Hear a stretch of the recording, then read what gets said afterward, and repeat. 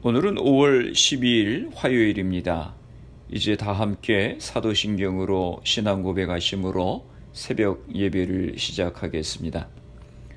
전능하사 천지를 만드신 하나님 아버지를 내가 믿사오며 그 외아들 우리 주 예수 그리스도를 믿사오니 이는 성령으로 잉태하사 동정녀 마리아에게 나시고 본디오 빌라도에게 고난을 받으사 십자가에 못 박혀 죽으시고 장사한 지 사흘 만에 죽은 자 가운데서 다시 살아나시며 하늘에 오르사 전능하신 하나님 우편에 앉아 계시다가 저리로서 산자와 죽은 자를 심판하러 오시리라.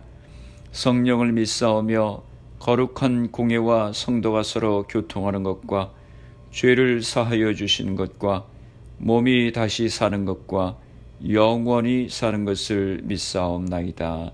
아멘. 오늘 우리에게 주시는 하나님의 말씀은 신명기 17장 1절에서 13절까지 말씀입니다.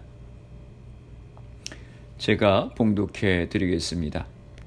흠이나 악질이 있는 소와 양은 아무것도 내 하나님 여호와께 드리지 말지니 이는 내 하나님 여호와께 가증한 것이 됨이니라.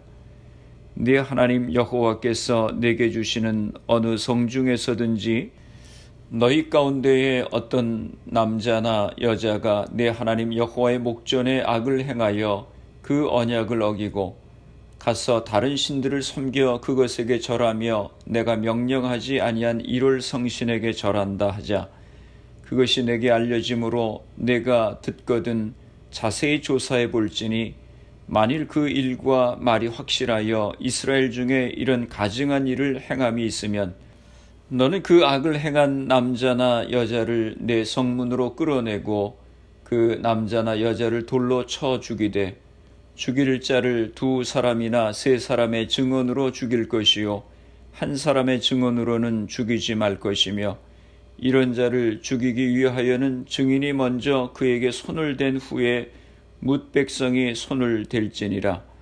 너는 이와 같이 하여 너희 중에서 악을 제할지니라.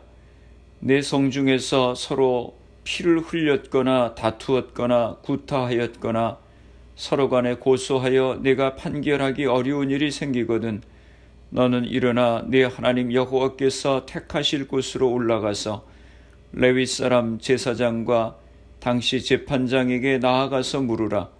그리하면 그들이 어떻게 판결할지를 내게 가르치리니 여호와께서 택하신 곳에서 그들이 내게 보이는 판결의 뜻대로 내가 행하되 그들이 내게 가르치는 대로 삼가 행할 것이니 곧 그들이 내게 가르치는 율법의 뜻대로 그들이 내게 말하는 판결대로 행할 것이요 그들이 내게 보이는 판결을 어겨 좌로나 우로나 치우치지 말 것이니라.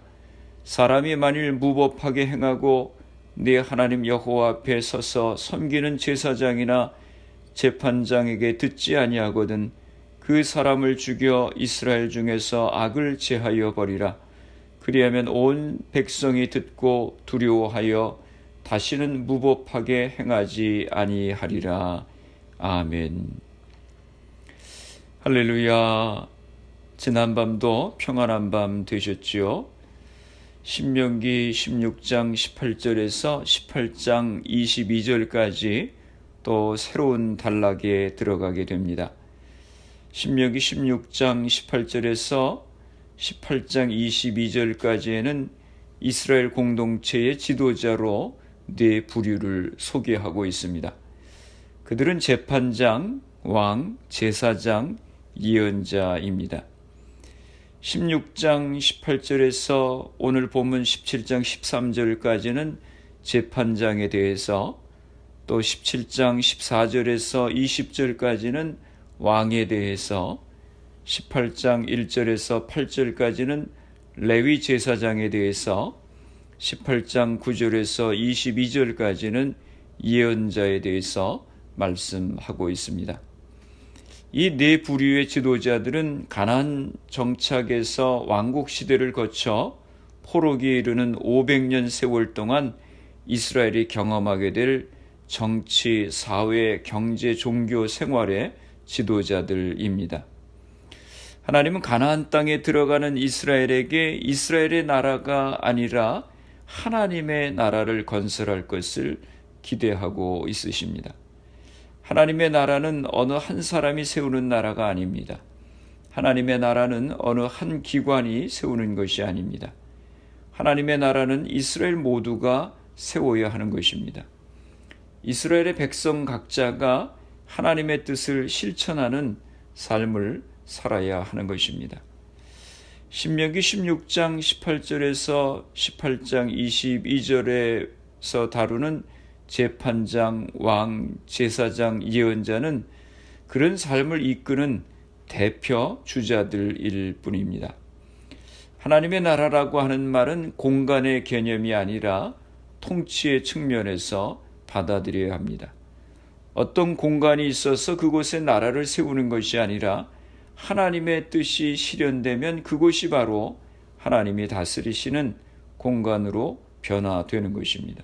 하나님은 가나안 땅에 들어가는 이스라엘에게 이런 하나님의 통치가 이루어지기를 간절히 바라고 있습니다. 오늘 본문을 보겠습니다. 신명기 16장 18절부터 오늘 본문 17장 13절까지는 공정한 재판장에 대해서 말씀합니다. 신명기 16장 18절입니다.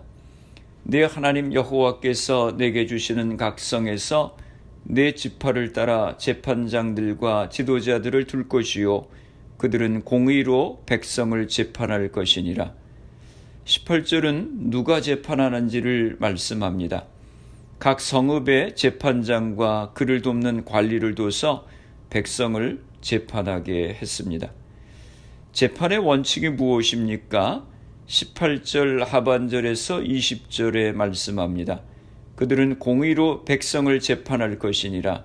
너는 재판을 굽게 하지 말며 사람을 외모로 보지 말며 또 뇌물을 받지 말라. 뇌물은 지혜자의 눈을 어둡게 하고 의인의 말을 굽게 하느니라. 너는 마땅히 공의만을 따르라. 그리하면 내가 살겠고 네 하나님 여호와께서 내게 주시는 땅을 차지하리라. 공정성을 이뤄서도 안 되고 사람의 얼굴을 봐줘서도 안 되며 재판관이 뇌물을 받아서도 안 됩니다. 재판 절차는 어떻게 됐습니까? 본문에서 재판 절차는 경우에 따라서 둘로 구분이 됐습니다. 하나는 지방법정에서 진행되는 재판이고 다른 하나는 중앙성소 법정에서 진행되는 재판입니다. 누군가가 아세라상이나 주상을 세우고 섬기는 일을 저지른다면 지방법원이 나서서 즉시 그것을 조사해야 됩니다. 그것이 사실로 판정이 되면 이스라엘 안에서 그렇게 역겨운 일을 한 사람은 누구든지 성문 바깥으로 끌려나가서 돌에 맞아 죽는 벌을 받게 됐습니다. 5절 말씀입니다. 너는 그 악을 행한 남자나 여자를 네 성문으로 끌어내고 그 남자나 여자를 돌로 쳐 죽이되. 이때는 반드시 두세 사람의 증언이 있어야 했습니다. 한 사람의 증언만으로는 사형을 내릴 수 없습니다. 6절입니다. 죽일 자를 두 사람이나 세 사람의 증언으로 죽일 것이요 한 사람의 증언으로는 죽이지 말 것이며. 또 지방재판에서 쉽게 판결이 나기가 어려운 싸움이나 다툼은 중앙법정으로 가지고 가야 했습니다. 중앙법정이란 하나님이 택하신 성소를 가리키는 것입니다. 8절 9절입니다. 우리말 성경 번역으로 읽어드립니다.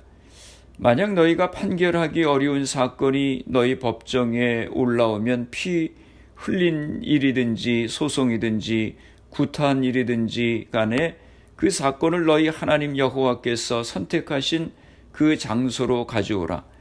레위 사람들인 제사장들과 그때 업무를 담당하고 있는 재판관에게로 가라. 그들에게 물으면 그들이 판결을 내려줄 것이다. 지방재판에서 쉽게 판결이 나지 않는 문제는 중앙법정으로 가지고 오면 중앙법정 곧 성소에서 제사장인 레위 사람과 재판장이 판결을 내렸습니다. 그러면 반드시 그 판결을 따라야 했습니다. 제사장과 재판장의 판결을 따르지 않으면 죽임을 당하기도 했습니다. 모세는 오늘 본문에서 가나안 땅에 들어가서 세워질 이스라엘을 생각하며 이스라엘의 중요한 지도자 부류 중에서 재판장에 대해서 말씀을 했습니다. 재판장은 공의로 재판을 해야 한다고 하는 것입니다. 고대 사회나 현대나 재판장의 역할은 공정하게 판단하는 것입니다. 우리가 재판관에게 기대하는 것은 공정한 재판입니다. 그런데 공정한 재판이 그렇게 쉽지 않은 것 같습니다. 요즘같이 정치가 발달한 사회에서도 항상 이슈가 되는 것이 무엇입니까? 사법부 개혁입니다. 공정한 재판이 잘 이루어지지 않는다고 하는 것이죠. 미국에서 교통사고가 나면 경찰이 오는데 미국 경찰이 한국 사람에게 편파적으로 판정할 때가 많다고 하는 이야기를 들었습니다. 상황이 분명히 미국 사람 운전자가 잘못했는데도 한국 사람이라고 오히려 불리하게 판정했다고 억울해하는 분들을 여러 사람 보았습니다. 바르게 판정하지 않은 것입니다. 자기 동족 편을 들어주는 것입니다. 가정에서도 부모님이 아이들에게 공정하지 않게 어느 자녀를 편애하면 문제가 됩니다. 한국 뉴스를 보면 지금도 끊이지 않고 일어나는 문제가 무엇입니까? 노사 문제입니다. 노동자에게 공정하게 대우해주지 않는다고 데모합니다. 공의의 문제인 것입니다. 교회에서도 교인들 간에 문제가 생길 때 보면 그 문제에 대해서 있는 대로 보고 판단을 해야 되는데 그렇지 않고 자기가 더 친한 사람 편에 서서 말하는 것을 보게 됩니다. 사실을 왜곡하는 것입니다. 그래서 문제가 더 커지게 됩니다. 참 사람이 공정하기가 쉽지 않구나 하는 것을 느낍니다. 공정하지 않고 거짓된 것은 하나님이 미워하시는 것입니다.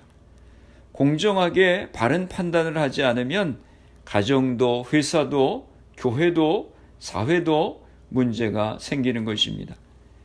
베네수엘라의 선교사로 계시는 김도현 선교사님이 전에 오셔서 석유가 그렇게 많이 나고 부유한 나라였었던 베네수엘라가 지금은 너무 가난하고 어려운 나라가 되었다고 하는 것입니다. 그런데 그것이 한 국가 지도자가 잘못돼서 나라가 그렇게 어렵게 됐다고 하는 이야기를 했습니다. 공정하지 않은 지도자는 공동체를 다 망가뜨리는 것입니다. 솔로몬이 왕이 되었을 때에 그가 하나님 앞에 1000번제를 드리면서 구한 것이 무엇이었습니까? 백성들을 바르게 재판할 수 있는 지혜를 달라고 했습니다. 구약의 공의의 선지자 아모스 선지자가 나오지요. 아모스서 5장 21절에서 24절에 보면 이렇게 말씀합니다. 나는 너희 절기들을 미워하고 싫어한다. 너희 종교적인 모임을 내가 기뻐하지 않는다. 너희가 내게 번제와 곡식 제사를 드려도 내가 그것들을 받지 않을 것이다. 너희가 살찐 짐승으로 화목제를 드려도 내가 돌아보지 않을 것이다. 너희는 내 앞에서 노래 부르기를 그치라. 너희가 켜는 하프 소리도 내가 듣지 않겠다. 오직 정의를 강물처럼 흐르게 하고 의를 시냇물이 마르지 않고 흐르는 것처럼 항상 흐르게 하라. 하나님의 정의가 이루어지게 하라고 하는 것입니다. 주의 말씀을 따라 살라고 하는 것입니다.